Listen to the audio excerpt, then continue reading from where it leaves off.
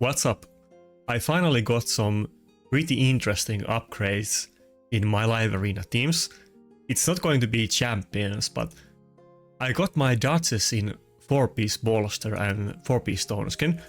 I have mentioned this many times that now that we're starting to get these accessories, this is gonna be a very big deal and you're gonna see a lot of builds with, let's say, lethal or savage and Stoneskin, or something like bolster and Stoneskin. These are gonna be super popular, but I got some of the couple Duchess pieces dusted, and I got HP ascension on some of the items that I wasn't using before, which were otherwise better apart from the wrong ascension. Now I got those fixed and I got pretty decent build with the 4-piece version of both sets. I still need to fix these boots later and get HP ascension, but there's so many things to do that I'm gonna do that later, and I don't want to screw it up and get flat attack or something on that. And I think I'm still missing the ascension on the amulet, but that will be easy. Maybe I'll try to do it tomorrow or later after this video, but she's looking pretty good. The banner is not perfect, it's missing defense substat, but outside of that it's pretty nice for a 4-piece bolster and Stoneskin. I lost a little bit of HP, but I got a good amount of both defense and speed, and because of the 4-piece Stoneskin, she's not gonna get like slept by CP on the first turn or something like that. It might not be relevant at all in many of the fights, but sometimes it might be a huge deal. I think I got... What else? I got several upgrades, but I didn't make any videos in the last couple of days, so I maybe forgot about some of those. I got crit damage on my Rotos gloves and he's starting to look very strong. I kind of still want to switch the attack on the boots to speed, but kind of like with the Duchess boots, I'm gonna do it later. I still got some other things to do. I think there was something else that I forgot. Oh yeah, I'm gonna use Windows today. I was kind of like, you know, because I've been using the support Wukong lately. I think I probably got some upgrades on him too. I can't remember what I got. I don't think I got... maybe it wasn't on him. Yeah, I still need to get this chest with accuracy ascension. It will be good. But... oh no, now I remember. I got... my Wukong was in 2-piece speed and 4-piece perception. But I got this like quad roll weapon a couple days ago and I changed it to 6-piece perception. Okay, let's see what I roll. Might as well use a 6-star on this. Okay, good. Okay, I guess that's done. I can still get the 30 accuracy from the chest, so I think it's gonna be good. I still wanted to focus a bit more on speed than accuracy. Honestly, I would even want a little bit more speed than he has, but he's starting to look out pretty good. But because the Wukong is in a nuke build, Xena is in my best, or my second best attack build. Rotos is in the best one, of course. And I put Quintus in my third best set because maybe we will use him in some fights. I think he's very hard to use because he's not tanky and he doesn't provide any kind of utility that lets him get a turn. But maybe against some Harima teams or something, he might be okay. I think that's about it. I'm still rocking the 4-piece lethal and Stoneskin Mountain King. It actually worked very well in couple fights. I was kind of getting bombarded by this goddamn axe, so I was testing a little bit earlier and I actually ended up using Mountain King in multiple fights, and let's see how it goes. But yeah, I know that I mentioned it many times that, oh, again, I didn't make video for like many days and I apologize for not being active, but it happened again. Like this week I have no excuse, but last week I was actually overseas on vacation in UK. Even though maybe I posted more videos last week because I had couple recorded beforehand, but anyway. Also, actually, let's show it before the fight. I got super interesting video the next day after this fight. it might not be super relevant if you have like ultra insane account. I mean like way better account than me. But I have seen a lot of hate on this, where is it? The free champion that everybody got, Ratalos Blade Master. And to me, he seemed very interesting with the A2 and the passive and so on. And I tested him on Hydra. I put him in my Brutal Hydra team. And he's like way better than Royal Guard or Husk. He does like 4 times more damage than they do, so it was actually a huge upgrade for me, but I'll make a video about it tomorrow. But don't sleep on that champion. I think he's better than people thinking. I think I saw, probably it was in the official Discord content creator chat, either there or somewhere else, but like CCs were complaining that he's bad champion, but I think they are just like dead wrong on that. He's definitely way better than average champion. Anyway, watch that video tomorrow, you will see. It's not like he's gonna do more damage than Tranda on like hard if you have double Yumeko, or more than Acresia is gonna do on Nightmare, but he's up there. He's way better than Husk or Royal Guard or Ninja or those typical nukers that people use.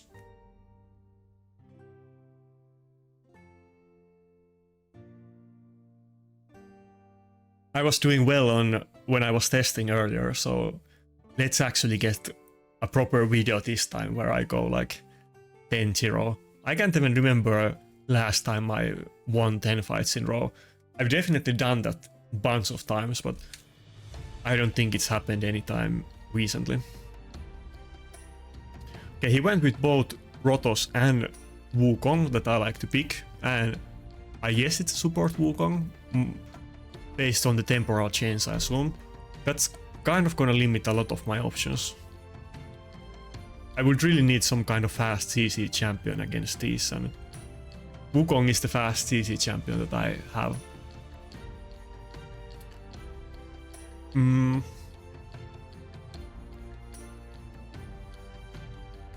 Probably will go with Nakarada. Yeah, let's do this. Yeah, let's not even pick any nukers yet. I'll most likely go with Xena and Quintus as my nukers, but maybe I will go with Helicat depending what he picks. Helicat might be good if, let's say, he doesn't ban UDK and I ban Wukong, but probably that's not a smart idea.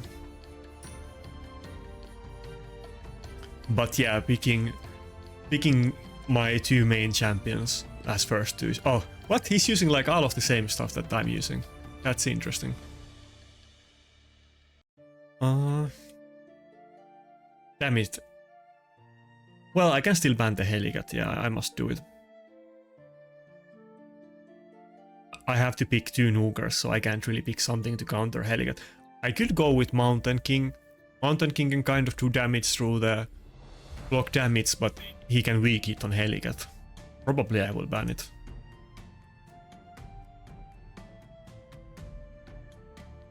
Yeah, I think we'll go with this. Probably I will have to ban Helicat, and I think he's gonna ban one of my nukers, and then it's gonna be super annoying because the Wukong is gonna keep sheeping my nuker, but let's see how it goes. Oh, Yumeko. I guess I'm still kind of probably gonna ban Helicat, I think. Yeah, I think I'm still gonna ban the Helicat.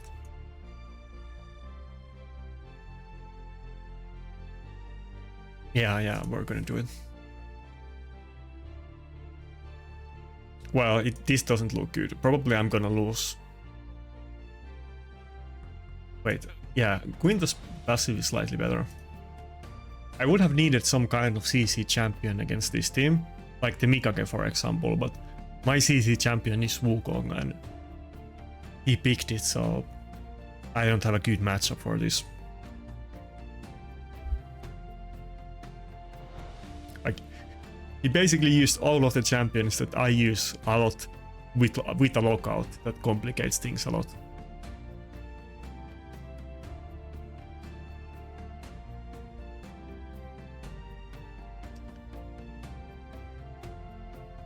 Well, he doesn't have any reviver though. Surely he's gonna kill Quintus. I don't think my Quintus has reaction. He might have one or... What? He didn't go for Quintus.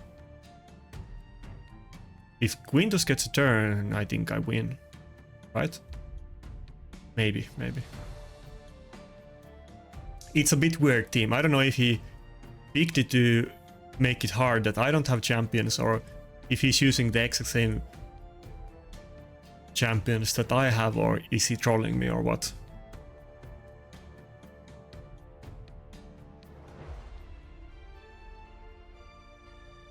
Neither one of us has any revivers either. Well, I still have the UDK. I think I'm good. He can't polymorph the Xena, so I should be fine.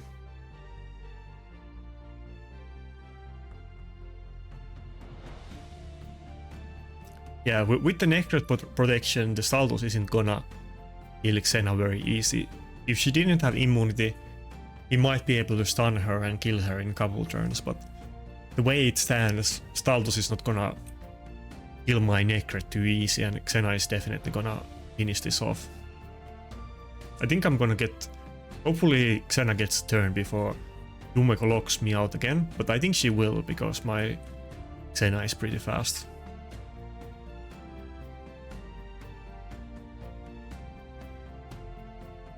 I hope so. At least I think she has lockout next turn. Not yet, right?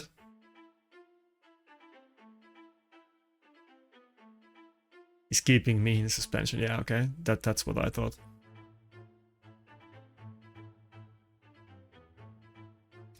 I mean, his team is definitely not the scariest team, but he kind of put me in a pretzel because he's limiting my champion options that I can use. Surely I can... Yeah, surely I can kill him now. Yeah. Was a pretty close one, and it was kind of funny to see Staldos and the other champions that I use. Quintus did nothing in this fight. It is what it is. It went exactly how I explained before, that he doesn't really have any survivability or some kind of utility like Xena has to get a turn. But of course in this fight Necret was protecting Xena, and if Necret was protecting Quintus, then he would have been very useful.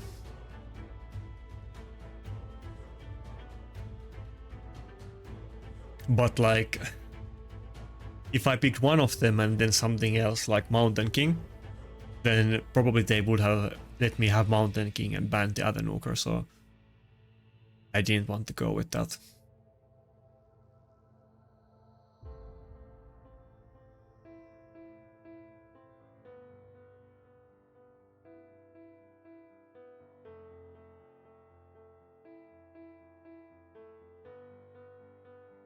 I think today I'm probably gonna go with Duchess first pick a lot, and not going for either Wukong or UDK, but we will see how it goes. It's not really a typical first pick from the like really good accounts, but it is a champion that maybe on first turn they will pick Siphi, but if I don't pick Duchess on my first turn and they go first, then it's very likely that they might even go with both Siphi and Duchess, so I kind of want to open with it. And I know of course some people don't have Siphi, and like me they're probably gonna go for early Duchess pick.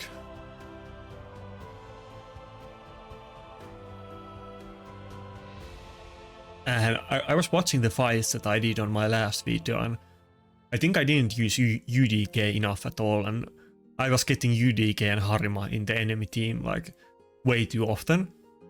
Probably I'll go with UDK a lot more today. It's just sometimes against some teams UDK is completely irrelevant, but if he opens with like Siphi and Aras, then he's good against both of them, and it's pretty safe to go with him. Probably in most of these fights when they open with these two, I'm not gonna ban either one of them anyway.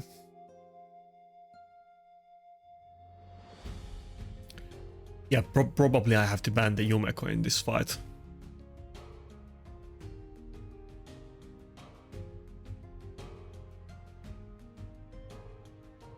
Either I go with Helicat and Quintus or Necret and Quintus.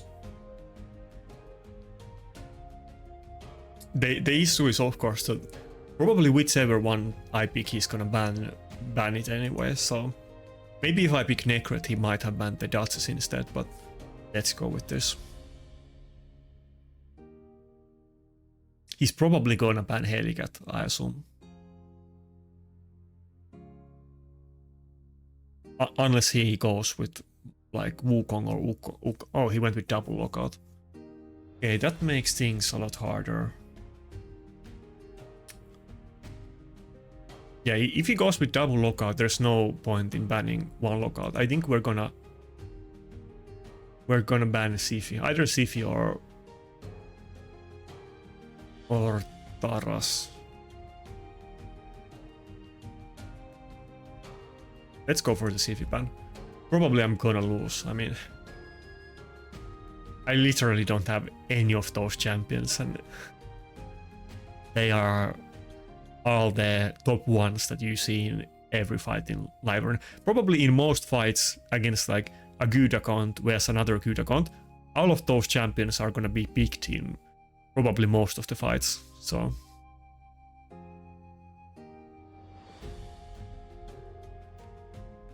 or yeah, like picked or banned at least. Probably those lockouts will often get banned and so on. Let's hit the Taras first to reduce the attack on Duchess. I guess that's kind of the downside of the fact that I'm running the Duchess in Stoneskin, that he doesn't have a chance to polymorph the Taras at the start of the fight because of his passive and the fear, but then on the same token, of course, he's guaranteed to get a turn. Which probably wasn't, or definitely wasn't relevant in this fight because I got locked out anyway. Yeah, I guess it's over. If I had like Rotos here, then Rotos might have been able to deal with this while being locked out, but without him, no way.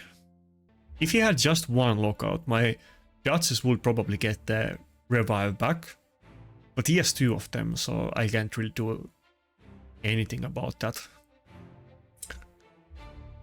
Yeah, these kind of fights feel very annoying because there's nothing that I could have done in that fight.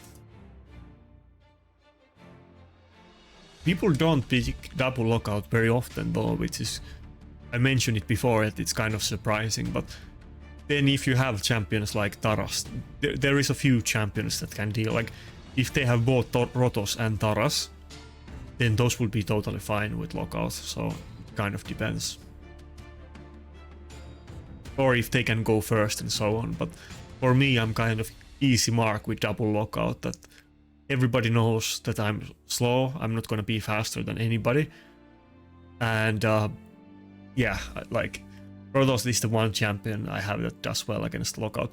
I guess technically Morto could be good against lockout in some fights, but against both Harima and Taras, even if I could ban one of them, but against both of them, Morto is completely unviable because if they have Harima passive in the team, he can't one-shot anybody, like his damage gets reduced by, I don't know, like 70% or whatever. It's not even like 50% damage reduction, it's maybe like 90% or whatever. Like, if he's not, if there's no Harima passive, he's gonna do like 70k plus per hit on peril, so maybe like 140 to 150k. And then if there is Harima passive, then he's gonna do like 20 to 25k, so 40 to 50k damage in total. That's the difference. And of course he's not gonna one-shot Taras either because of his passive. Wait. I don't even know what mastery that is. Our blessing. No, nobody uses that, whatever it is. I'm so confused.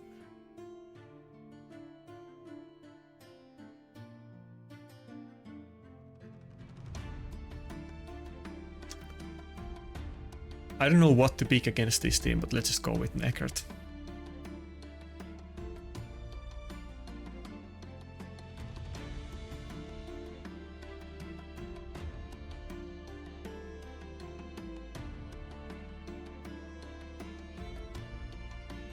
That's a weird team. He's not even going for Reviver, but maybe he doesn't have a Siphi. I guess he's gonna go with like Georgit and maybe Ronda. Even though he doesn't have a turn meter booster, but he assumes that he's faster than me. If I go with my Arbiter, there's a very high chance that his Warlord is faster than my Arbiter, so I don't know if I want to do it. Maybe I'll go with Mountain King and ban the UDK. He might not be able to one-shot my Mountain King with the A3 if he doesn't proc the passive. Maybe I'll do that.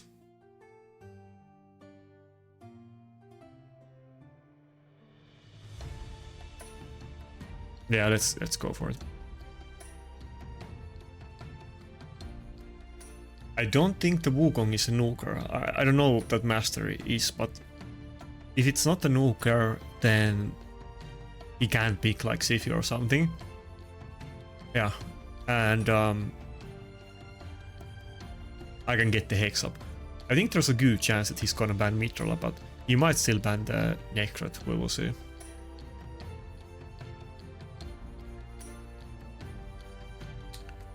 Yeah, I could ban the Warlord, but I think I'm gonna go for the UDK ban. Mountain King might be able to just kill the Georgit with the A1 if he doesn't die on the Georgit first turn. He got the UDK, so I'm not able to protect him from the Georgit A3, and that goes through the Stoneskin, so it is possible to kill him. And through shield, I think, as well. Oh, he stole the Stoneskin, that sucks. Oh, it's also Stoneskin Georgit. Should I open with the... No, I guess I'll have to go with the lens first. I could have maybe put Hex on the Leorios. Oh, god damn it. Which would have been tough, but... Wait, actually that's good. I don't know why he did do that. Pretty sure Mountain King can kill the Georgit with A1. Maybe I'm okay. I think I'm okay. Maybe. I guess he can just polymorph my Mountain King and then maybe kill it after. Yeah. Oh, it is a nuker Wukong, so he went with triple nuker. He doesn't have any turn meter boost in his team. I think I can get a revive up with my Duchess. If not now, I think I can do it after the next lockout.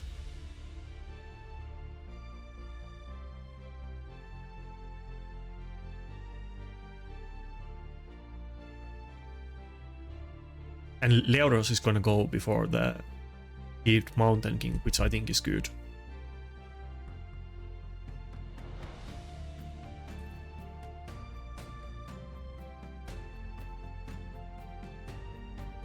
Yeah, I think he might have the lockout, but if he doesn't have the lockout now, I don't think he's gonna... Oh, he had. I don't think he wouldn't have lapped her twice. But now she got her turn meter reduced.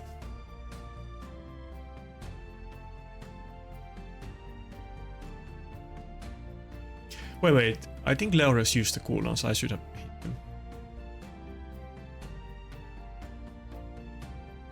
I think I would be able to get the revive back eventually, but maybe the polymorph is gonna mess with that.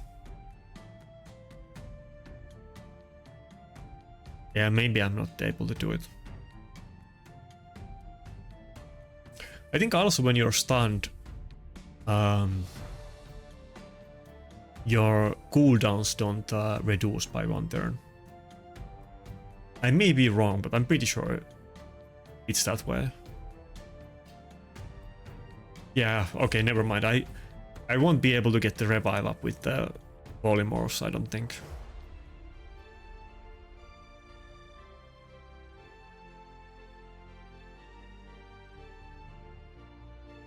Unless I get lucky and she resists it once, which I guess is plausible if the fight lasts long, but I think he's gonna end it now.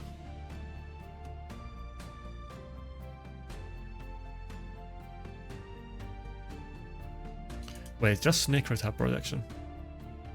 I play it to end because if I get revive, I'll definitely win it. So.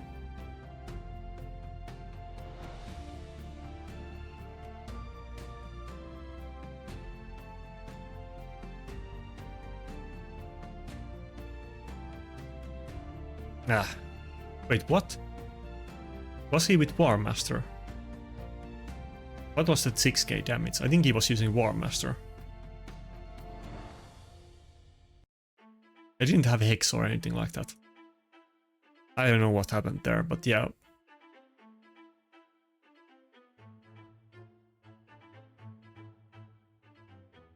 Rough fights.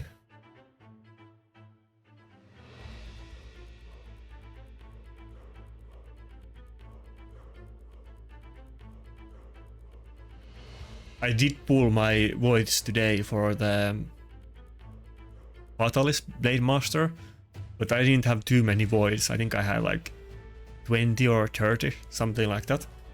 And I didn't get anything, so I didn't bother to make a video about it. It's interesting. I have seen in the CC chat people are complaining a lot about Fatalis.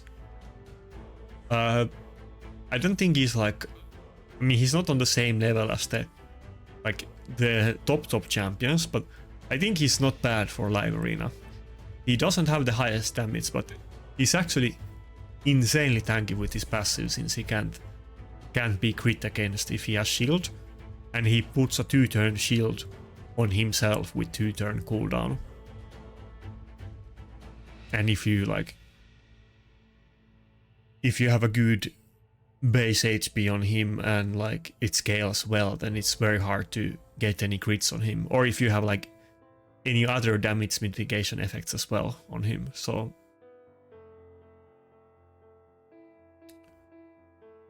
speed team, Arbiter first pick is very rare. Even if they go for a speed team, usually they first pick something like Tiffy.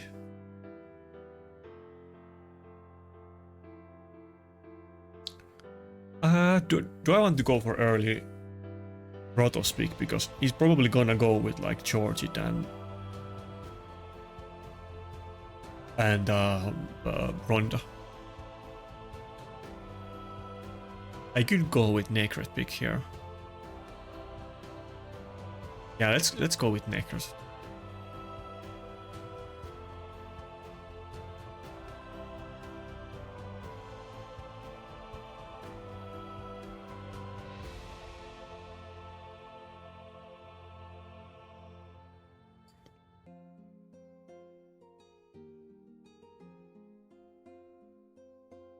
I have been playing Watcher of Realms now for a couple of months, and I feel like I get 1 or 2 legendaries there every week, and in raid every like maybe 2 to 3 months I get the legendary. We need more handouts from Larium, but they don't feel like doing it. With one thing I noticed instantly is that with the cursed city content, they were specific that they didn't add any rewards there that will give you shards. Like, they definitely don't want to give us any more of those.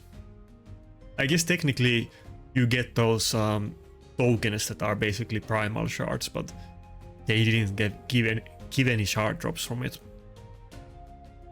Okay, so he's saving the Nugers for last, but we already know that it's probably gonna be like Georgit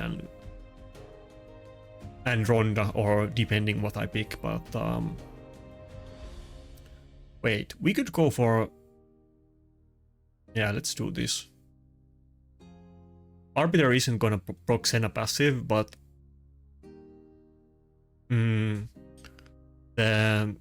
fuck, I'm too slow. Okay, let's do this.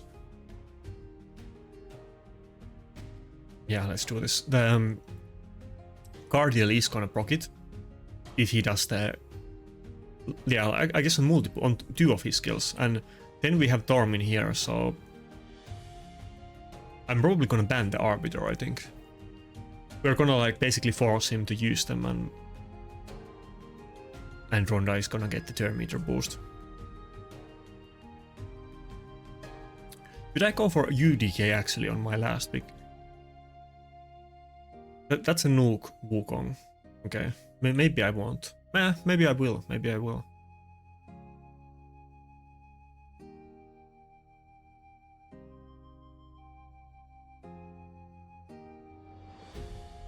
Let's go Brockney, let's see what happens with Brockney. UDK would have been good here though, maybe I made a mistake, but Brockney is kind of gonna be funny against this team. I wonder who is he gonna ban? Maybe Nekret? Nekret or Tormin if I had to guess.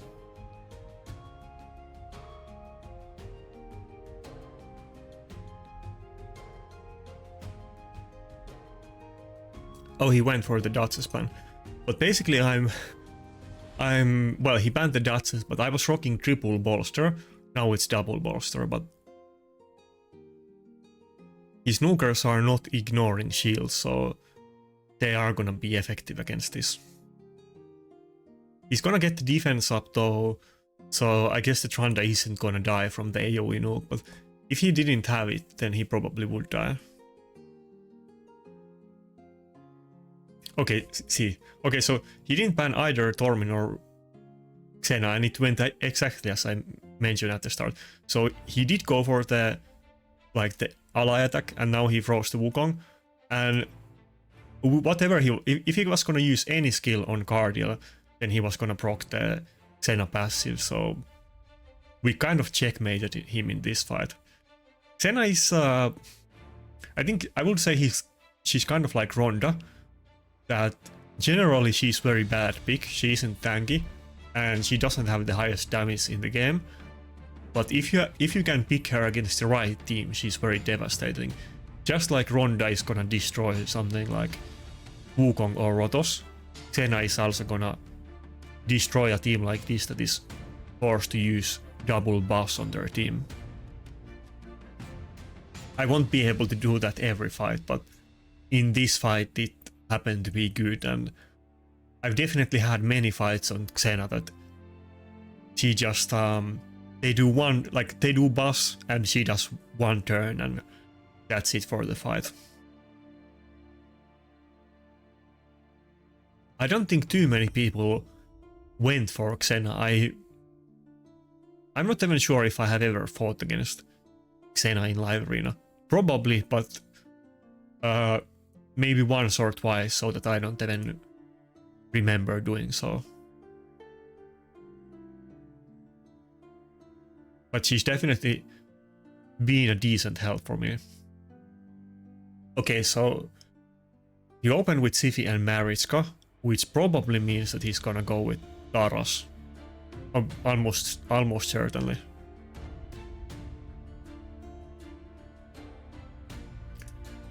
So we could probably go for the preemptive UDK.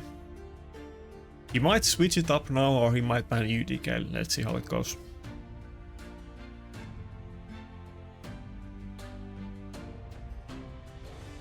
I hope he... Okay. Well, that's not what I was expecting. Maybe this is another fight where we use Xena. Baron isn't gonna one-shot. Never mind, it's I was mixing Mikage and Chu Chen. Nah, never mind. It's gonna one-shot the... Or maybe if I ban the Chu Chen. Yeah, maybe if I ban the Chu Chen and go with Xena, then it's still gonna work out. And who's gonna be my last champion? Should I go for Arbiter? I think that would actually kind of make sense, because I have UDK, I mean he can of course ban it, but if he does the turn meter boost at the start, then Xena is gonna get it, and if he doesn't, then my Arbiter is gonna cut in and turn meter boost my team.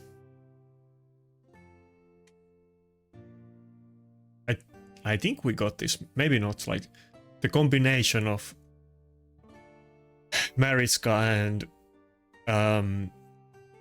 Sifi reviving each other's at full turn meter or almost full turn meter is hard to deal with. But I think at least at the start, yeah, we're gonna have a good start on this fight. He didn't ban UDK. He was trying to sleep my Arbiter, but UDK is gonna redirect it. And yeah, it was kind of like a checkmate, like in the last fight, that if he did turn meter boost, then Xena would have got in. And now we're kind of in a pretty good... Should I try to kill that? Let's see if I can kill Staldos. I'm not... Okay, good. I wasn't sure if Staldos was gonna go before my Xena or not. And if he was, then Xena would have definitely died. But my Xena is pretty fast and I got the Arbiter turn meter boost, so probably Xena would have gone first. I think Xena is like 240 speed. I could have... If I was 100% sure that Xena was gonna go before Staldos, I probably should have hit Maritska with Rotos. That way Xena could have killed both of them with the A3 and get the cooldown reset, but it's not that big deal. I think we got this. Ah, that always sucks. Okay, now I'm just getting trolled.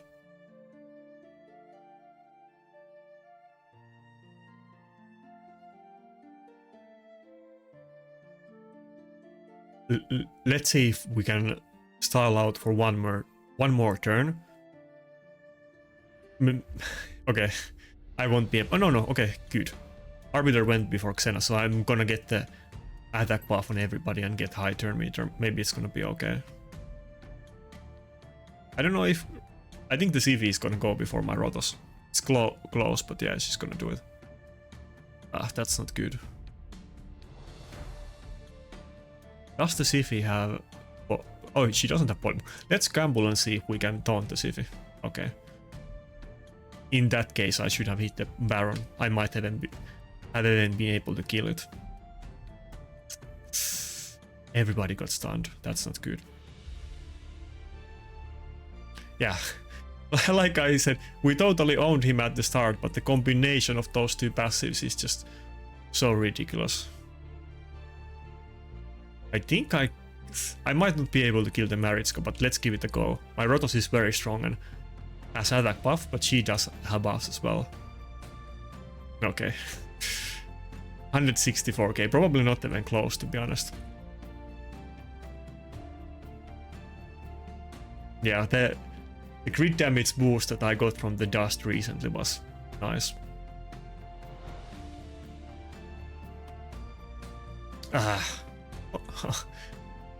Even if we don't get feared, it's over, I think. We got feared. Yeah. Like, I've said it so many times before, but Maritska is OP, Taras is OP, and the combination of them with Sifi is super OP as well. I definitely feel like I should have won that fight, but I countered the team completely, but the passives just destroyed me. There was nothing to do there. Like, I was trying to stall it, but the turns just didn't play out the way I wanted, and the Maritska wasn't tanky enough, and she almost died to the Rotos A1, so I wasn't able to keep her alive long enough to kill her with the Rotos A3, sadly.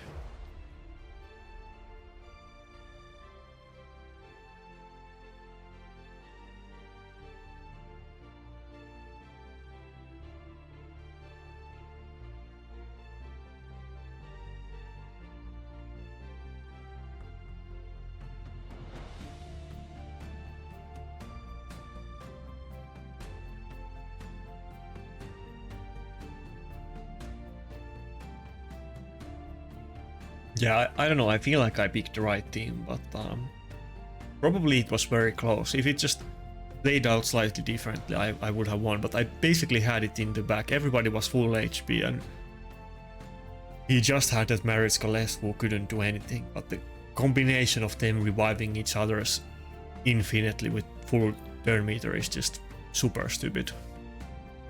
I hate it so much.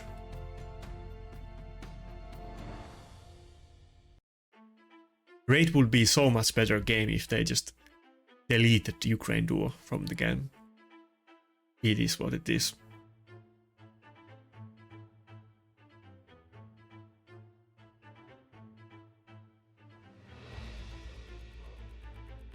Okay, let's go with UDK and Rotos so that he's not gonna get both Harima, UDK and Lockout.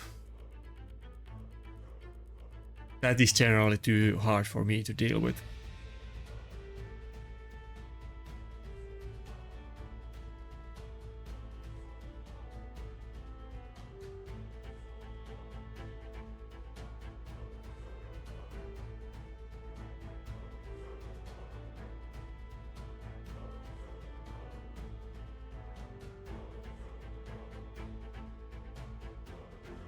Yeah, if I didn't pick UDK, I bet he would have picked UDK and Warlord.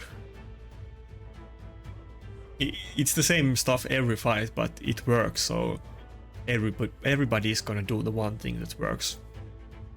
It's just impossible. Even though Rotos is in weird position because he kind of would be OP if he wasn't countered so hard by UDK and Harma, but those three just make him totally, or those two make him totally unviable. And when there is lockout, that means that I can't even ban them.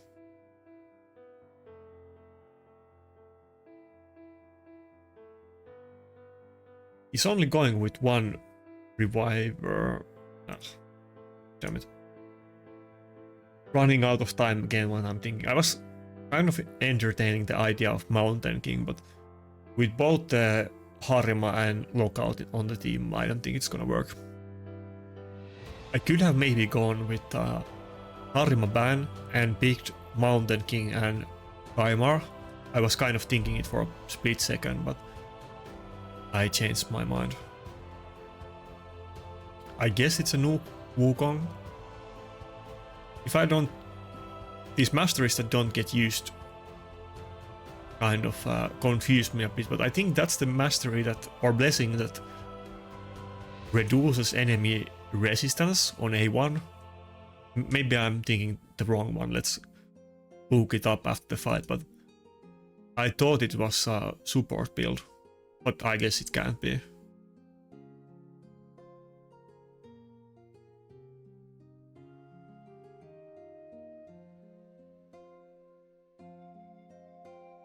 Yeah, I think my Duchess was honestly pretty good before, but the Stoneskin bolster is great. It's just that I really need nukers. That's the main issue. Or I should, or like I would need options to go first. Either with something like Lockout, Chuchen, Mikage that is gonna like CC or threaten the enemy team, or maybe even Arbiter. Or then I need like tanky nukers that can survive going after the enemy.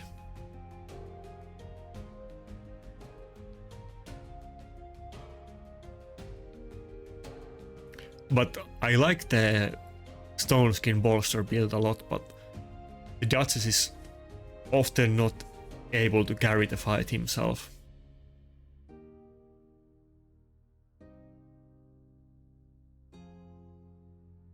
Maybe if I were to get Sifi, I would just put the Sifi in the Duchess build, to be honest.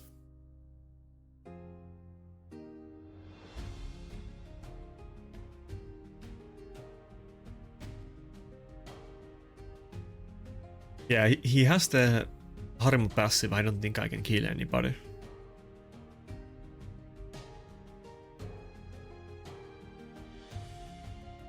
Okay, Wukong, but maybe I can kill Harima on the next turn.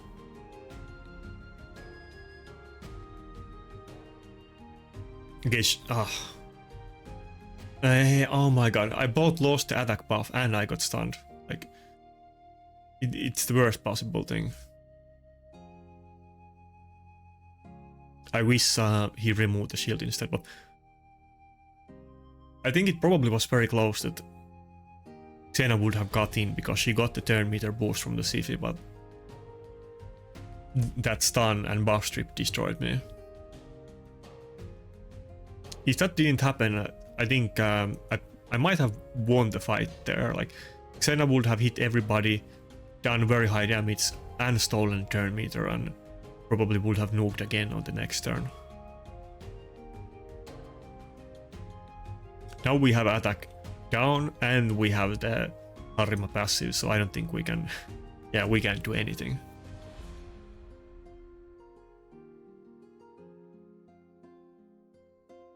Maybe we can kill the Ukko. Probably not with the attack down, I'm not quite sure. Okay, not even close.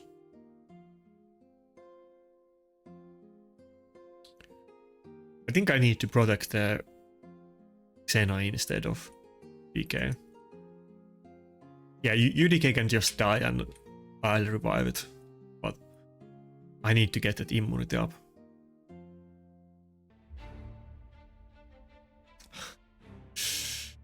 Damn, not doing a lot of damage. This fight kind of looks winnable though. Probably because of all of those polymorphs with the awesome 6-star blessing that I got on Duchess now. That made a very big difference too, but the nuker problem is what is still keeping me down big time. I feel like in many other things I got big upgrades on my account, but I really need to get some nukers. I hope the next fusion is gonna be a good arena nuker.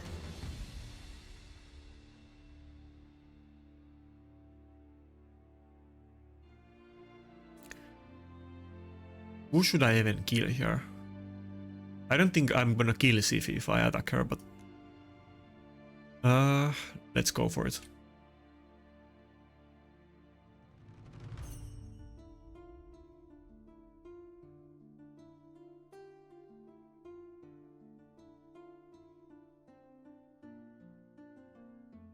If he has the polymorph now, I'm screwed.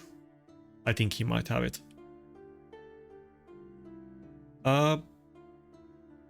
Should I go for the Wukong kill? Let's go for the Wukong kill. I think Xena might yeah, take a turn before Wukong gets a turn. Perfect timing would be that... oh, he actually revived Wukong, I wasn't expecting that. What? I think I'm gonna kill everybody except Wukong now. Perfect timing would have been that Wukong gets revived with his passive just before Xena turn. I think I might kill everybody else now. Yeah, okay.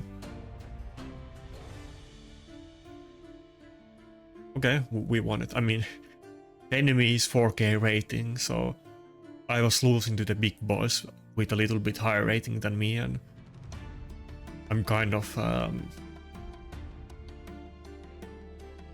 like, I don't know, bullying this guy who is just at the 4K mark.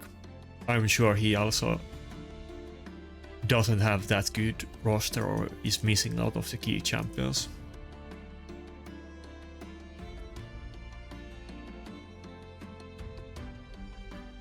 I mean, the champions that he used are all kind of meta in live arena, but Ukko is pretty uncommon though.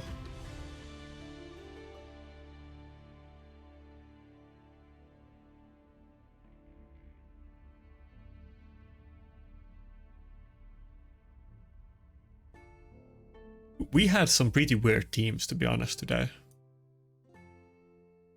That wasn't the only one.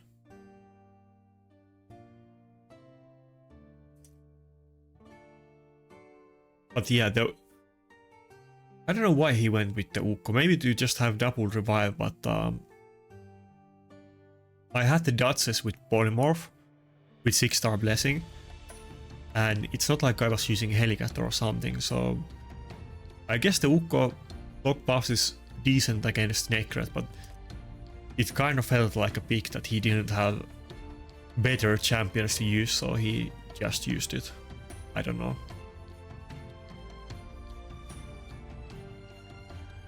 By the way, somebody was asking in the comments, this was probably like a week ago already, that how long is my hair, because you can't see it on the video.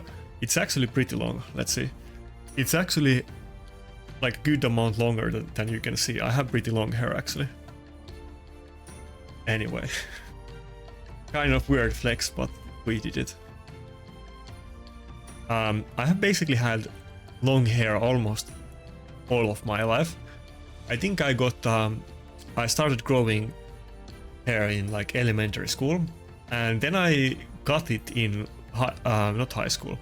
Whatever comes in, I think US kind of uses different terms, but whatever comes after high school but before university. I think it's college, but then I think American people also call university college. But whatever comes after 9th grade, at that time I got it short because of like not because I wanted to, but because I was doing sports and my coach was telling me that I have to cut my hair, and I did it, and then I stopped competing like after college, like after a couple years, maybe like 4 years after that, and then I grew it back. But basically I've had long hair almost my entire life.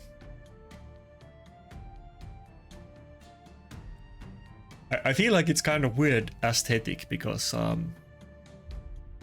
of course it might be a bit impractical or impractical in some situations, like it gets on your way and so on. But I feel it's kind of like a classic old look that is kind of I don't know why long hair isn't more popular on men. I guess it is in some cultures, but in West it's not actually very common.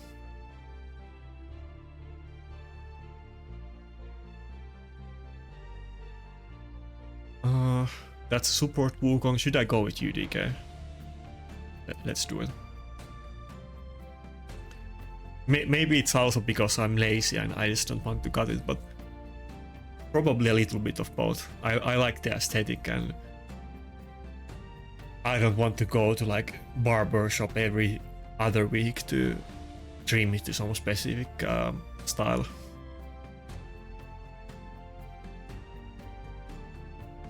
It's also very warm in winter. I think that's one of the upsides that people don't even think about. It keeps your ears warm in the tough Finnish winter when it's like -30 to -40.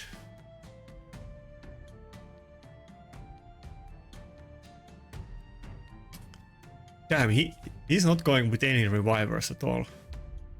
He's just going with like a full buff strip team. Unless that's a new Wukong, but he's with temporal change, so I assume it's not.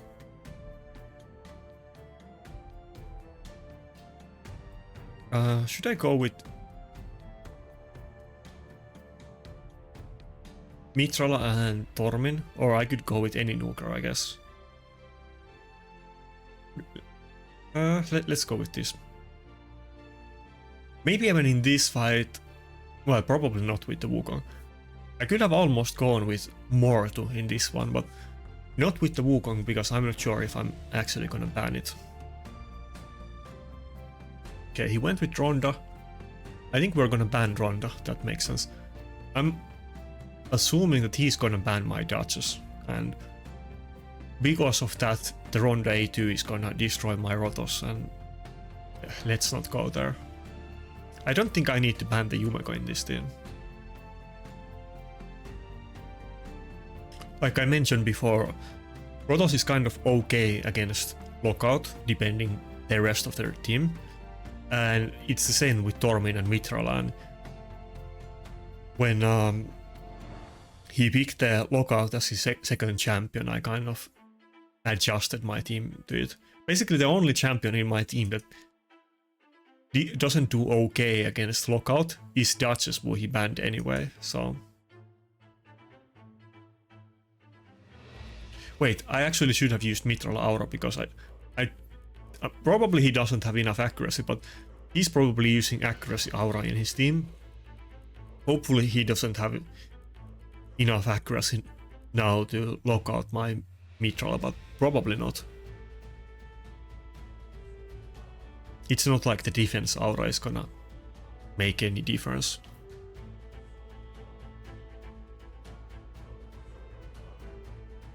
Accuracy aura... I did get locked out. Accuracy aura is definitely underrated. People, especially in live arena, people do use it in classic arena offense actually, specifically with Yumeko too, but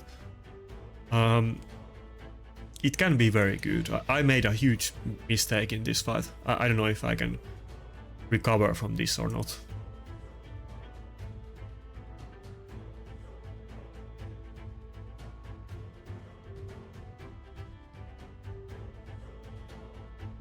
Yeah, Rotos is gonna die. I think that mistake might have cost me the fight. Can he kill both of them? Probably he can. Both have their passives blocked and I think it's over. Yeah, it's over.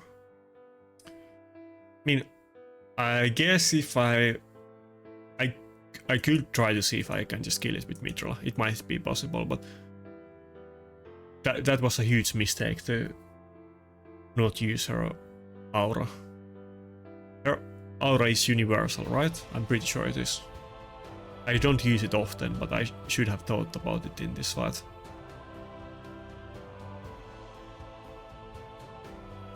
Okay, we lost it. Let me double check. Oh, I also need to check the blessing that the one guy was using.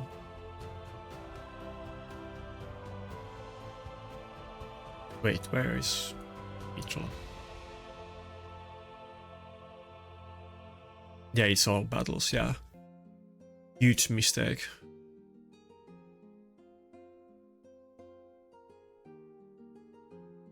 Yeah, I'm pretty sure he was using Heaven Cast.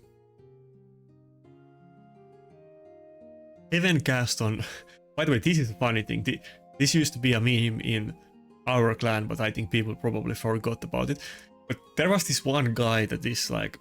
has been in the clan a long time. And he's kind of, you know, he likes to troll and talk shit and so on. But like, I'm 100% certain he wasn't trolling because it was a long conversation. But he was like, it was, I think, when the blessings were new, he was telling everybody to use Heaven Cast. I don't know on what champion, maybe Ramantu or Yumeko or whoever, I don't remember. But he was telling people to use Heaven Cast. It's a great mastery. And then like I was reading it, and debuffs placed by these champions default skill will ignore a percent of target's resistance. So it only affects A1. I think he was talking about Yumeko or Ramantu. It's years ago and I don't remember. But it's basically completely useless. If this mastery affected all skills of the champions, it would actually be kind of interesting. Will ignore 40% of target's resistance. That would definitely be pretty good at 6-star. But it's only A1, so there isn't any situations, I think, where it's relevant. I guess you can... It also gives you damage, so I guess you can use it on Wukong, but... I think Wukong has... is it 55% chance to stun?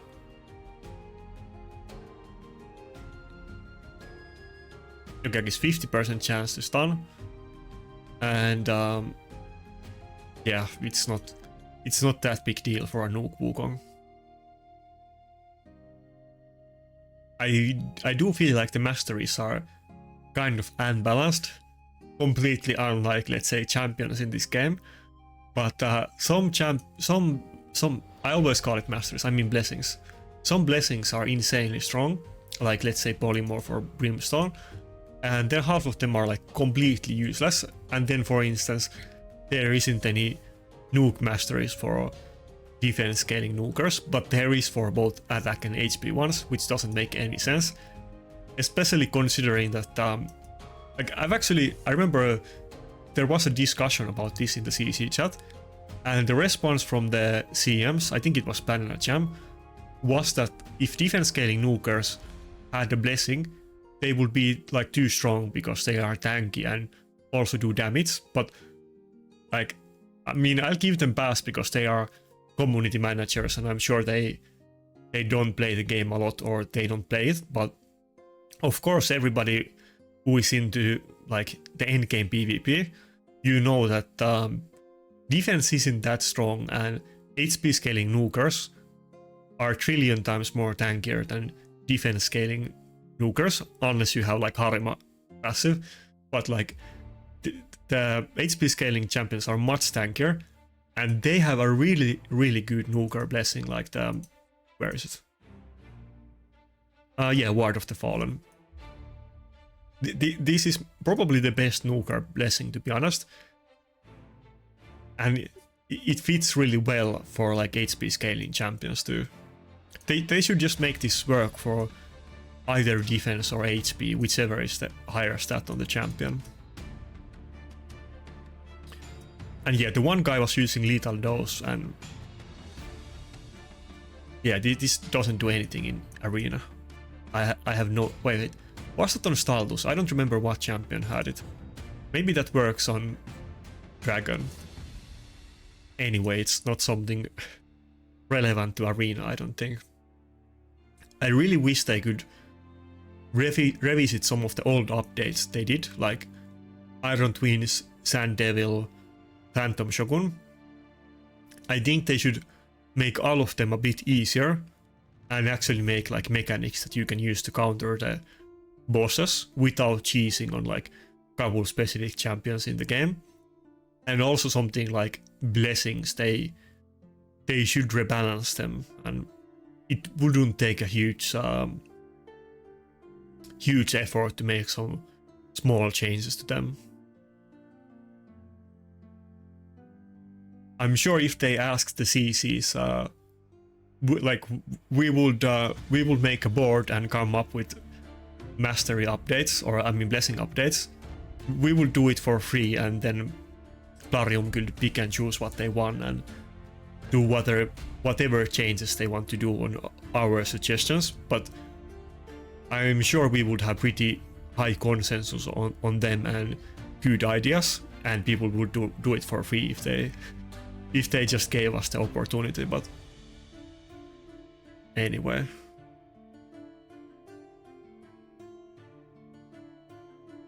Yeah, he did the same thing that I always do, that I picked the UDK and he went with the Rotos anyway.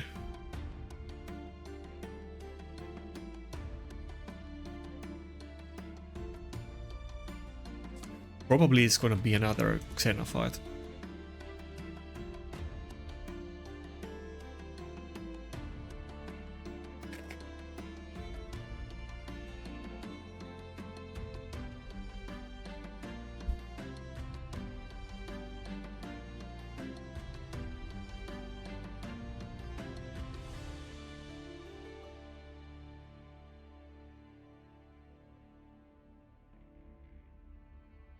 I don't know if I'm too salty on my live arena videos, but some stuff like the Ukraine duo just really grinds my gears. I think the combat in Raid is very good, and the basic ideas of many things, but I feel like they could make the game so much better with very little effort that I don't think they would lose money because of it, even if they made the game a lot nicer for the players. What are we gonna pick? I don't think we can win this one, but I can't go for the Yumeko ban. I was considering it, but I don't think I could ever kill the team if I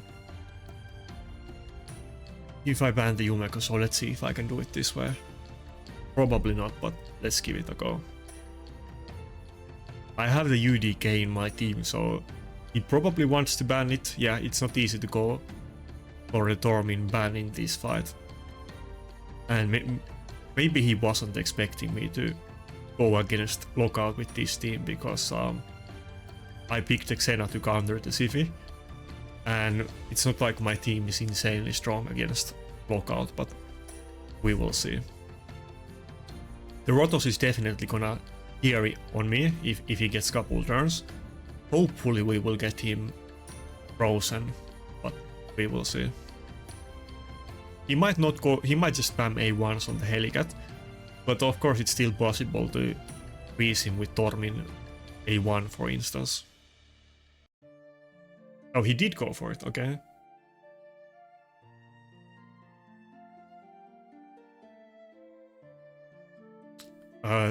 Yeah, Tormin's skills are locked out, but he could with A2 do a buff strip.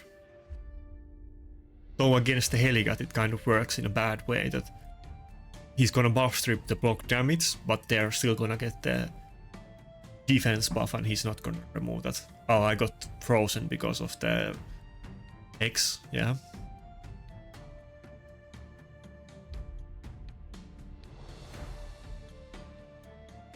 Should I do the A2 just to reduce my the cooldown? I don't think it matters, let's just do A1. I can save it for later and get extra healing on it or something.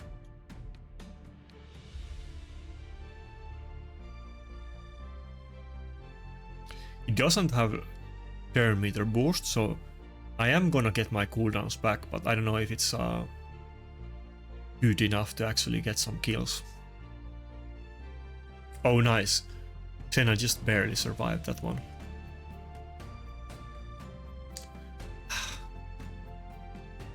I hope Yumeko doesn't have the lockout on next turn. She might already. Damn it, and we're not gonna get the immunity on Tormin. I guess he's gonna be like permafrozen with the X. And yeah, Yumeko is gonna lap me. I don't think Senna is gonna... Wait, he did the buff. I get locked out. Wait, oh, he doesn't have it. Okay, Xena can nuke now. It's gonna be close, but maybe it's winnable.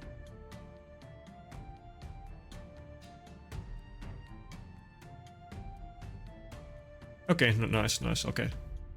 We will definitely get this. Nakarada will probably be able to MS solo this, so I'm not too worried.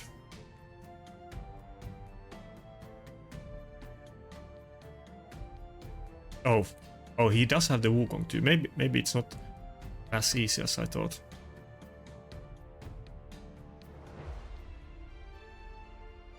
If Tormin gets polymorph, this is gonna suck.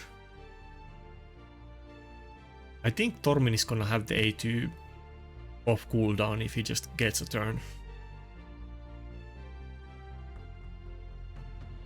Right? Ah, he doesn't. One turn.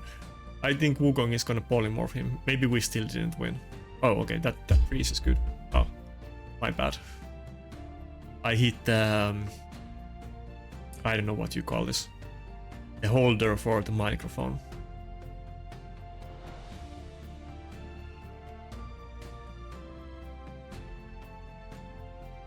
Tormin is doing like 0 damage. I mean, they have a lot of buffs, but still.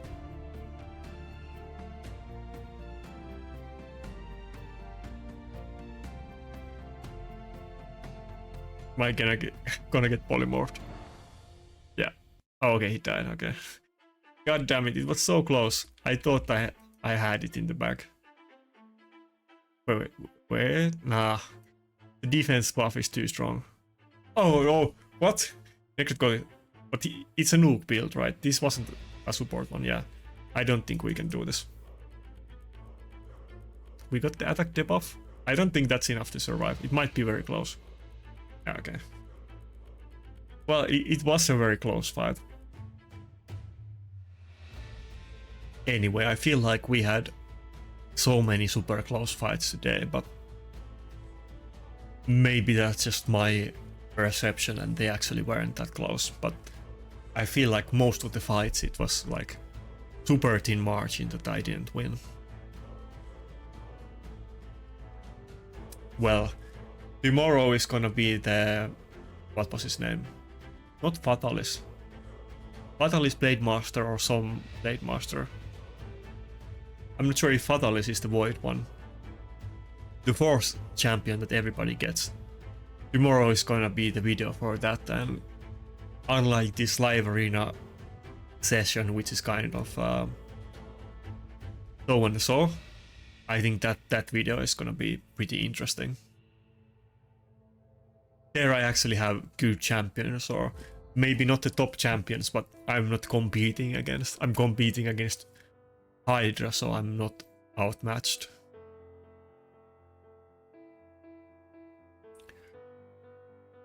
I don't know what I want to pick here.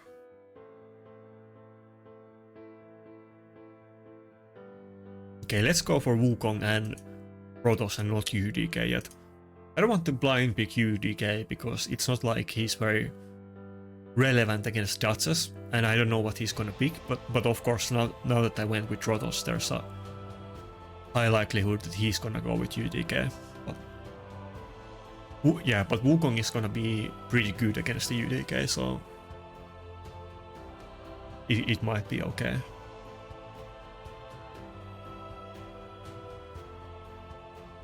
Yeah, he's probably gonna ban my Wukong, I think. Maybe I'll go with triple nuker.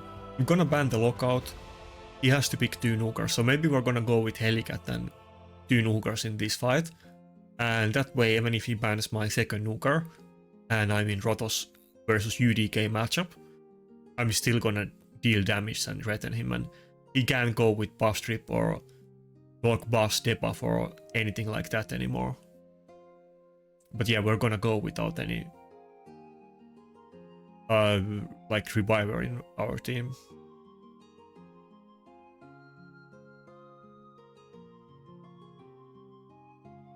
What am I gonna use? Okay, let's just go with Xena. Even now I'm kind of like running out of options. Maybe I guess Xena or Quintus probably. Whichever is not a big difference.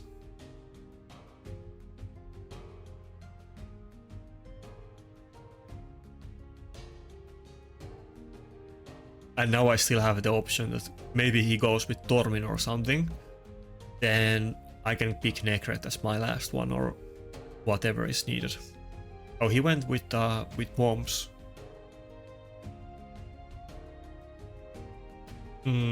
Surely my Helicat is gonna be faster than his Gaius. I guess it's possible that he has like a 300 speed Gaius, but probably not. I could go with Brockney too, but let's just go with Nekret. Nekret is also gonna give me more options against the UDK, because I'm gonna be able to ally attack and ignore his passive. Okay, and he went for the Nekret ban, which is fine, but that means that we can actually polymorph the UDK.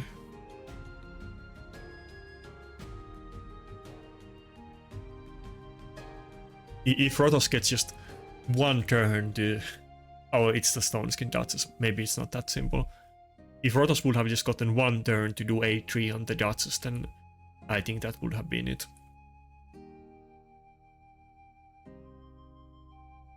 But I still have a lot of AoE damage in my team, and Protoss isn't the only one that can make the difference here. I think we basically won this fight. The matchup just seems okay for us. He doesn't have any speed threat or anything like that.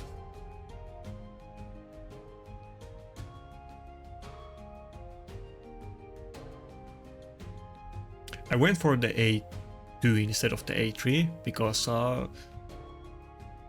it's gonna still turn meter. He has everybody with buffs, and if he gets more than... Actually, we should do the buff strip. If he gets more than 1 kill with the A3, he's gonna reset the cooldown. Oh, okay, never mind. That worked out perfectly. We rocked the Swift Parry, but if I get double kill, then she's just gonna do the nuke again on the next turn. Which might happen here. Yeah, I think we're gonna kill the UDK, probably. We don't have attack buff, so maybe not. Okay, he had reaction. Okay, we didn't proc it, but it was possible. he had the 6-piece Stoneskin on the Gaius and UDK proc reaction, but it was kind of possible to get it.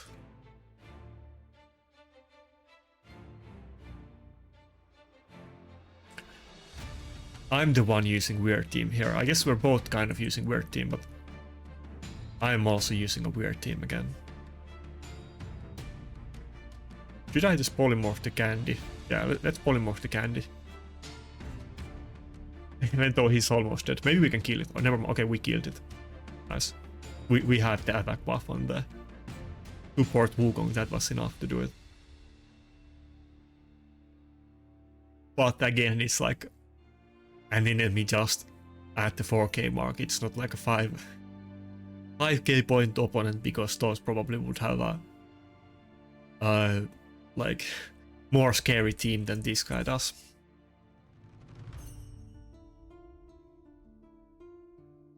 Well, to be fair, he's probably champion wise, he's probably around my league anyways, so.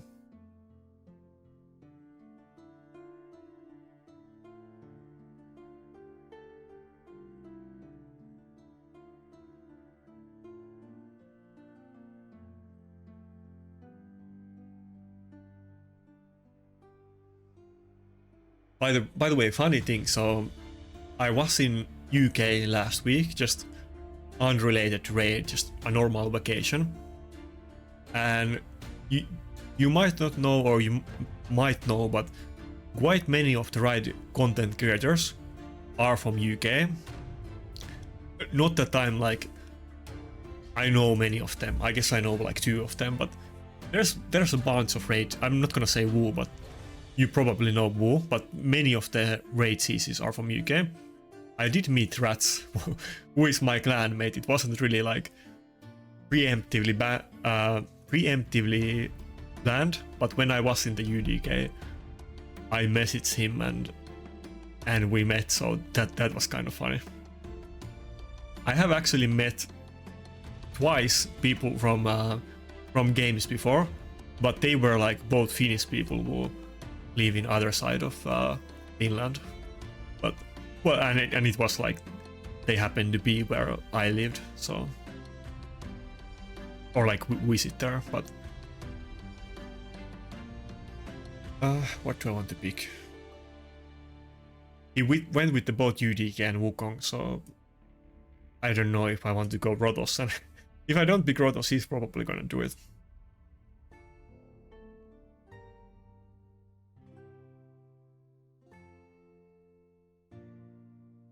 But yeah, that was pretty interesting. We actually did. I was kind of surprised. Like, this is kind of funny story. I don't think Rats minds if I tell it. Like, there's nothing like super secretive. But I was telling him that okay, let's meet at the bar. And then he was like, how about something else? And then I was like, let's go to a bowling place that is also like a bar. And then he was like, no. And then he was explaining to me that he's like, he doesn't drink alcohol and he doesn't like the smell, which I was kind of surprised. And I, of course, wouldn't have suggested multiple different options that included bar.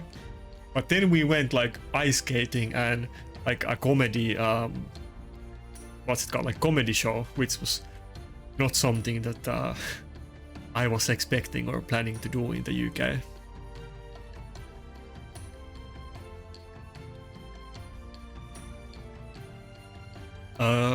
Xena? Or Tormin? Should I go with Tormin and ban the... Yeah, let's go with Tormin Mitral and ban the Python. That way, even if he bans the Tormin, we're gonna do damage. But yeah, we went ice skating. Like, he said that he doesn't do it very often and he just wanted to do it once during the winter or something. And it was kind of like a weird experience. Like, in Finland there is like a public ice skating rinks, and of course they rent ice skates there that cost money, but that ice skating rink was fairly expensive. Like, I think it was like £20 or something like that. and it was pretty small. There was tons of people there, and the ice was also like not maintained, and like we had to like dodge people that were just like sitting still or falling down or just doing random weird things, and it was a bit of like a chaos and a shit show.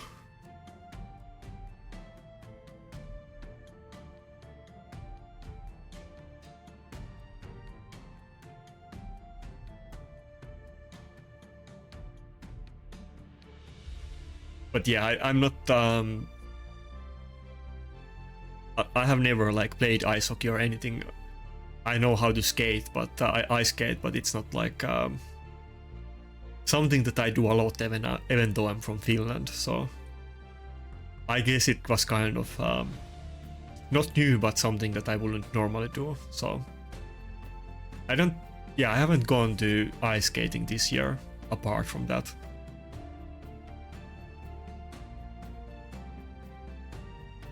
And if I do, then it's not like, it's not because of my own volition, but because somebody else asks me to go, like it kind of was with him as well.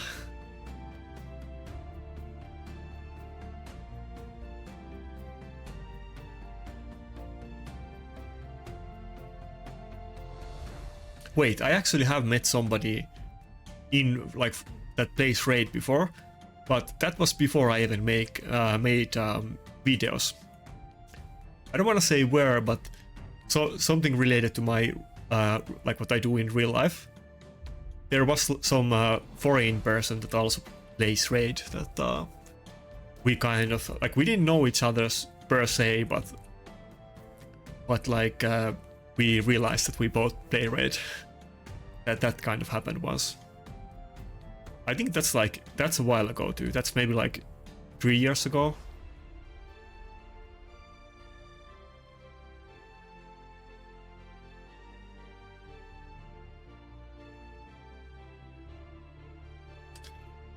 Okay, we got owned. He has the proper recipe that I can deal with this. I mean, I use all of them except Ronda myself, and they are very good against my picks too.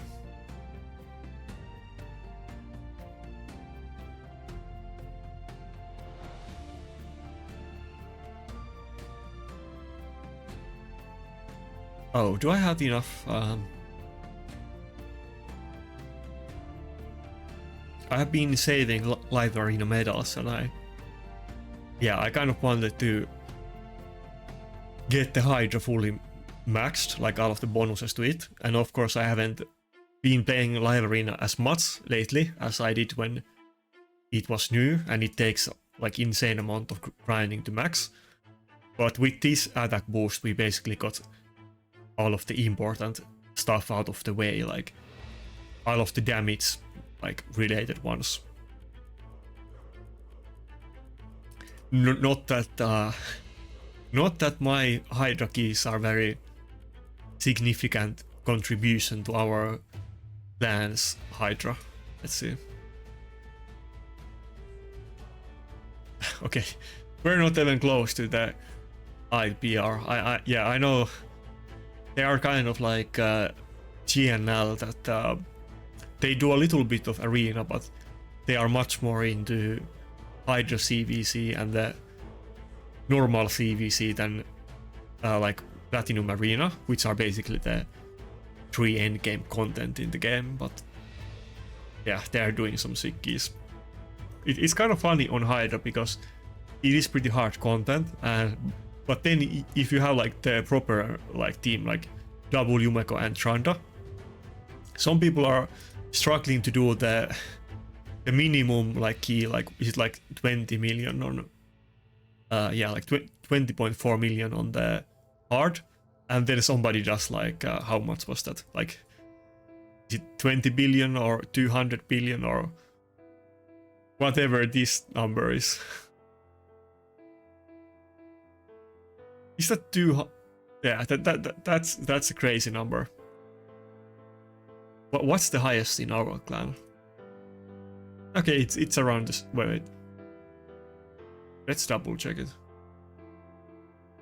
What's the... Yeah, that's one key. Okay, so this is one key. This is just the brutal key, right?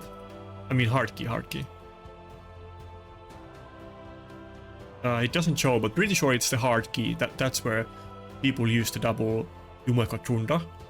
If they can make that team twice, then they might use it on brutal as well. But basically he just does one key on the hard and the other keys fail in comparison to that then. And with that one key he did more points than the highest point in our clan with 2 keys. Okay, I guess he pretty much did all of the damage with wait, it's Nightmare. I thought it would be hard key. It's actually Nightmare key. Holy moly. I guess if you have... Is everybody doing it on Nightmare nowadays? I would have sworn that they do it on hard. Okay, I guess some people do it on hard or brutal, but I guess if you have a really strong team, then the way to go is actually to use Trunda on Nightmare. I feel like the thing used to be in the past before the Hydra CVC, or like the... Yeah, before the CVC aspect on it, before the accessories, that the basic cookie cutter build that the top accounts were doing is that they use like Acresia on Brutal, then Taras on... I mean, Acresia on Nightmare, Taras on Brutal, and then Trunda on Hard. And if they have 2 teams for Trunda, then they will also do it on Brutal, but... Those guys were actually doing it on Nightmare that has way higher defense, but I guess if with double Yumeko you're just one-shotting the bosses all the time with the A2 and basically only hitting the decapitated heads, then maybe it's not that big deal, and you of course get way more points on Nightmare if you can do the same damage.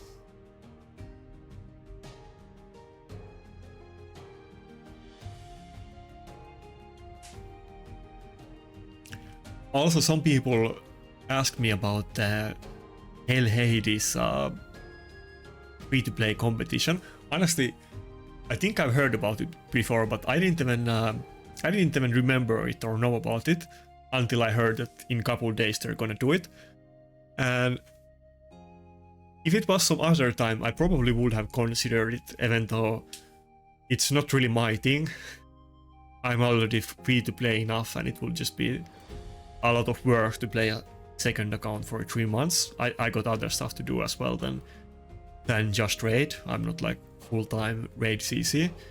But also I happened to be on the vacation trip during that time, so I didn't participate in it, which probably was a mistake, because it probably would have helped my channel a lot to do something like that. I have been kind of doing my own stuff, and I haven't really been like making videos with other raid CCs or anything like that.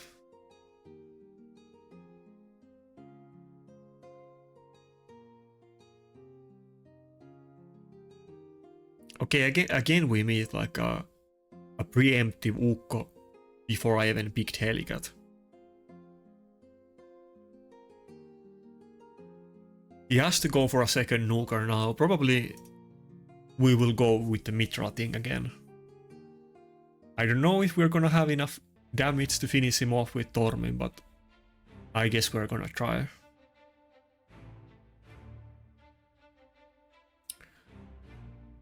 If I had like Siphi, this would be way better.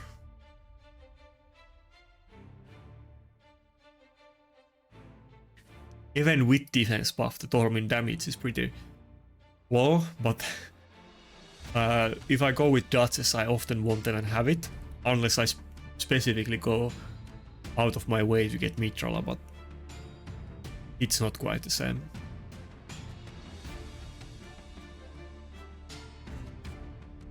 Yeah, charge it. Wait, what? I almost banned the Yumeko by mistake or by not thinking. Looks pretty tough, but maybe if he opens with A3 and I proc reaction on UDK, maybe it's possible for me to win this, but looks pretty tough matchup.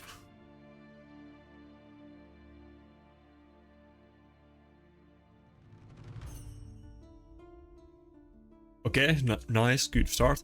I wasn't actually expecting my Mitra to go before him, or his Georgid, but I guess it actually kind of makes sense that he doesn't have Siphi, so some of the top accounts, like my Mitra is 248 speed, some of the top accounts definitely have their Georgid faster than that, even like quite significantly, like 280, 300 speed, they go for full speed on it, but my Mitra was fast enough this time. Okay, good. So he opened with the A3. He probably should have just done the AoE nuke and given my Rotos a passive proc. I think that would have been fine, but now nobody died. I don't think he actually... I didn't proc reaction on UDK, he just... probably, maybe didn't proc passive, or then he just didn't have enough damage. I'm not quite sure. If we don't weak it here, then we won. Okay. That was surprisingly anticlimactic and easy. I was expecting to like either die in the first 10 seconds or have like a really close long fight where both of us have like one champion left, but it went pretty good.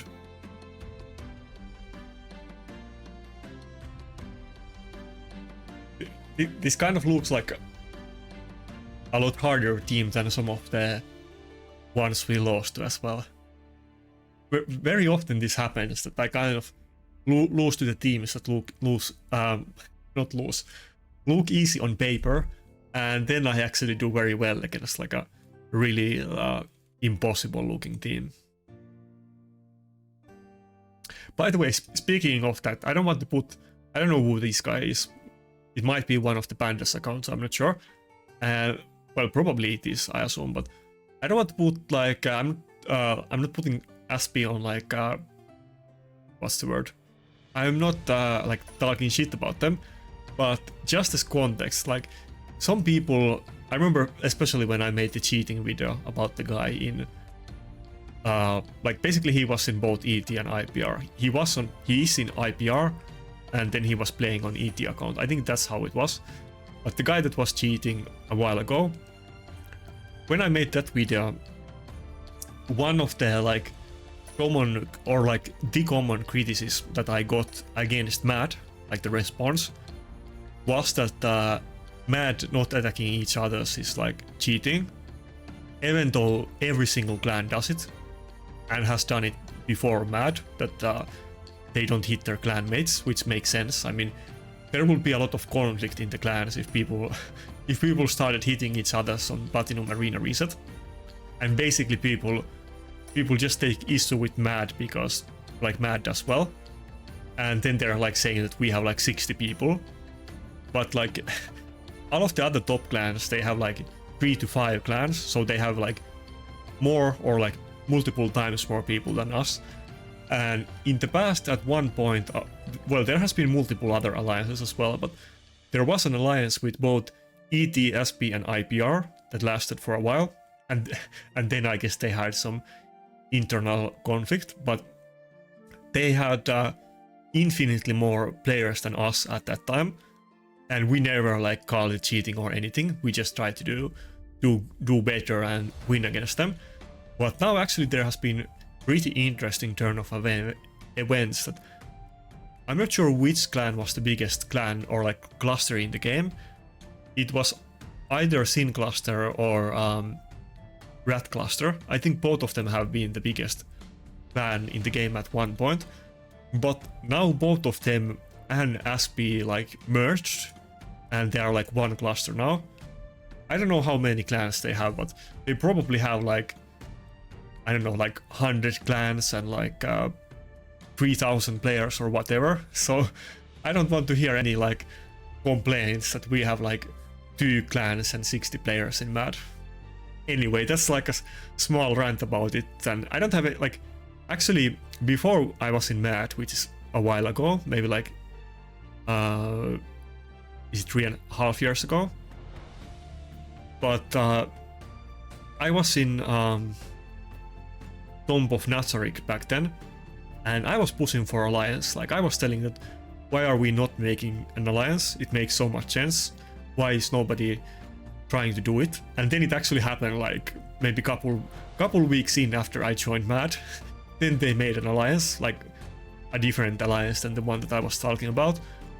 But I don't have anything against alliances, and I think it makes sense for people to do them.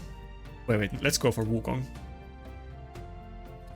But don't give us that BS that we have 60 players in MAD, so that is cheating. They have like 3,000 players now, so give me a break. And by the way, I haven't been in SP, but I have been in both Rat Cluster and in Sin Cluster. That's quite a long time ago, but I have been in both of them. So.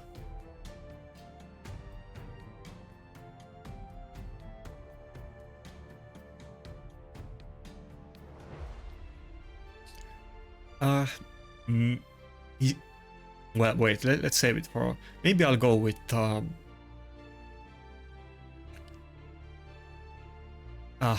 kind of thinking about going for Torment, but probably I want to have Nakarada. Nah, let's go for the Heligat. I was thinking about picking Rotos and Mitrola, and then picking Torment as the last option if they don't go for double immunity, but let's do this. He still has 1 support and 1 nuke slot left, so he can pick whatever to counter what I picked.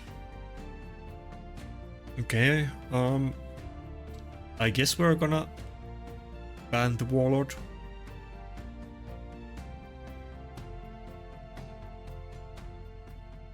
Yeah, the issue here is that my Heligat is still not in the 4-piece Stoneskin that I really want to get on him. And also I don't have like Necret or something giving him immunity, so the Siphi can just A1 him. And especially now that I went with Xena, I assume that she's gonna open with A1. Looks like a pretty tough matchup. And he does have the Harima passive, of course. And UDK. Yeah. I knew that was gonna happen. Maybe my Harima can survive with the Whale and Shield.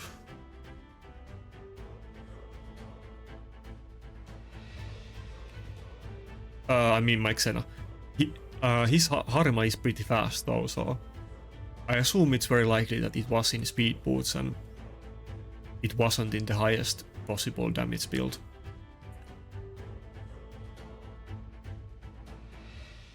Okay, nice, we killed I forgot what the champion's name was.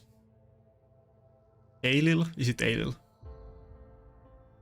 It was a guaranteed champion event long time ago, and it's one of those champions that people think should be buffed and is kind of underperforming. I mean, that's basically almost all of the champions in the game, because a couple specific ones outshine everything else. But funny thing is that even though he's like a nuker, he actually was... This is like super specific information that basically most people in the game are not gonna be aware of unless they were pushing for like top 20, I think was it like 1 or 2 years ago. But yeah, it was before Ukraine Duo, but for a while Ailil was actually super meta, but he wasn't used as a nuker. He was used in bomb teams to counter... Was it Stoneskin? Man, I don't have the champion, so I forget the details, but it was used in bomb teams to counter Stoneskin Mitrola. Let's look the kit after this fight, but I think he can do like no, not Stoneskin, was it like Immunity Mitrolas, which were meta back then in defense, and his A1, was it, I think, can buff strip one target without that ignores the resistance, and he was used in bomb offense teams to remove the immunity from Mitrola, so you can bomb it with Astrolith, who also doesn't need accuracy. And many of the top teams were using immunity Mitrola, so he was actually very popular, and all of the top players were using her. So for like I don't recall how long that lasted, maybe for like a few months, but at one point Ailil actually was one of the top champions in the game. Super random trivia, but he actually has had his moment of glory, but it was actually quite long time ago at this point.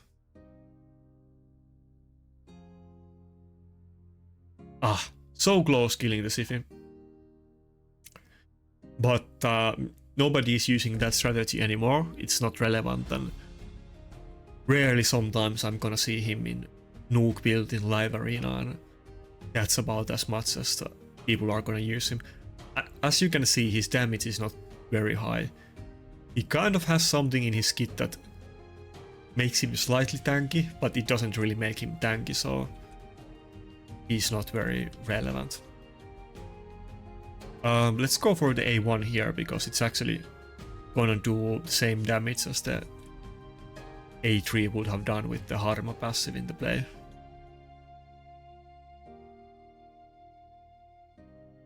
That's a long rant. I need to take a breather.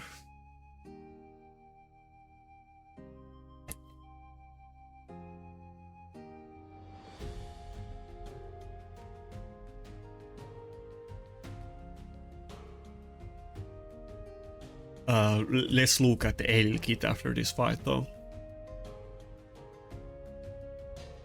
But yeah, it's so long time ago. I had to kind of try to force myself to remember the details, but I think I got it right. Like, I of course didn't have Ailil, and I wasn't using bomb teams, so I don't think we can kill the Siphi. So it wasn't super relevant to me, but of course as oh my god, so close again. As like arena enjoyer, even though I wasn't using her, I was following that stuff. I was using Mitrola in my defense too, but I think at that time my Mitrola was either in full perception or Stoneskin. Actually at one time I ran perception Mitrola for several months in a row, and she used to be actually very good in that build.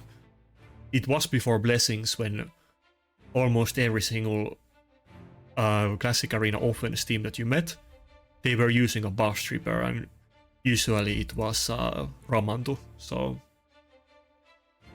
having super high resistance Mitrola, that because they often used like accuracy buff, like Lady Kimi or something, and if you had really good gear, then you could resist accuracy buffed